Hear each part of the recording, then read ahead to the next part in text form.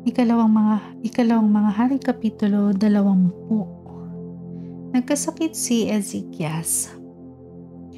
Nang panahong iyon, nagkasakit ng malubha si Haring Ezekias. Dinalaw siya ng propetang si Isaias na anak ni Amos at sinabi sa kanya, "Pinapasabi ni Yahweh na ayusin mo na ang iyong kaharian sapagkat malapit ka ng mamatay. Hindi ka nagagaling sa sakit mong iyan." Umarap si Haring Ezekias sa dingding at nanalangin kay Yahweh. "Alalahanin po sana ninyo, Yahweh, na namuhay akong tapat sa inyo.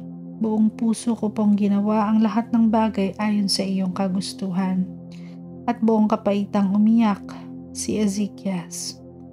Hindi pa nakalalayo si Isaias sa gitnang bulwagan ng palasyo nang sabihin sa kanya ni Yahweh, "Bumalik ka. Sabihin mo kay Ezekias, ang hari ng aking bayan, narinig ko ang iyong panalangin at nakita ko ang iyong pagluha. Kaya pagagalingin kita. Sa 3 araw, makakapasok ka na sa templo. Mabubuhay ka pa ng 15 taon. Hindi lamang iyan, ililigtas pa kita at ang lungsod na ito sa kamay ng hari ng Assyria. Ipagtatanggol ko ang lungsod na ito alang-alang sa aking karangalan at sa aking pangako kay David na aking lingkod." Pagbalik ni Isaias kay Ezekias, iniutos niya sa mga katulong ng hari na tapalan ng katas ng igos ang bukol ng hari upang ito'y gumaling.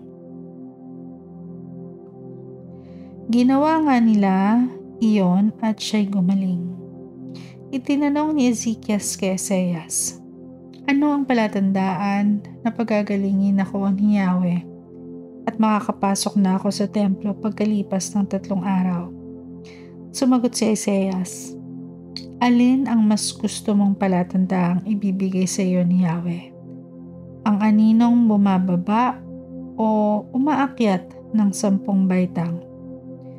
Sumagot si Ezekias, "Madali sa anino ang umakyat kaysa bumaba ng 10 baitang. Pababain mo ito ng 10 baitang." Nanalangin si Isaias kay Yahweh at ang anino'y bumaba ng 10 baitang sa hagdanang inilagay ni Ahaz. Dinalaw si Ezekias ng mga sugo ng hari sa Babylonia. Nabalitaan ni Merodach-Baladan, hari ng Babylonia at anak ni Baladan, na may sakit si Ezekias kaya sinulatan niya ito at pinadalhan ng regalo. Ang mga sugo ni Merodach-Baladan ay malugod namang tinanggap ni Ezekias. Ipinakita pa niya sa mga taong ito ang kayamanan ng kanyang kaharian. Ang mga pilak, ginto, pabango, mamahaling langis, ang kanyang mga kasangkapang pandigma at lahat ng nasa kanyang taguan. Wala siyang hindi pinagmalaki sa kanila. Pagkatapos, nilapitan siya ng propetang si Isaias at tinanong, "Taga saan ba sila at ano ang sinabi nila sa iyo?" "Galing sila sa isang malayong lupain sa Babylonia," sagot ni Ezekias. "Ano ba ang nakita nila sa iyong palasyo?" tanong uli ni Isaias. "Pinakita ko sa kanila ang lahat ng narito. Wala akong inilihim," sagot ni Ezekias. Sinabi ni Isaias, "Pakinggan mo itong ipinapasabi ni Yahweh. Darating ang araw na ang lahat ng nasa palasyo mo, pati ang tinipong kayamanan ng iyong mga ninuno, ay dadalhin sa Babylonia. Walang maiiwan dito, pati ang ilan sa iyong mga anak na lalaki ay kukunin at gagawing mga eunuko sa palasyo ng hari ng Babylonia."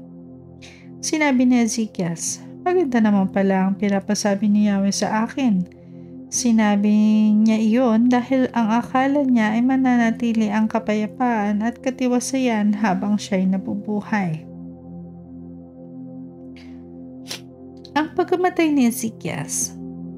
Ang iba pang ginawa ni Ezekias, pati ang pagpapagawa ng tipunan at daanan ng tubig papunta sa lungsod, ay nakasulat sa kasaysayan ng mga hari ng Juda.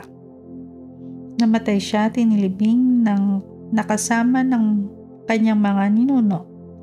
Ang anak niyang si Manases ang humalili sa kanya bilang hari.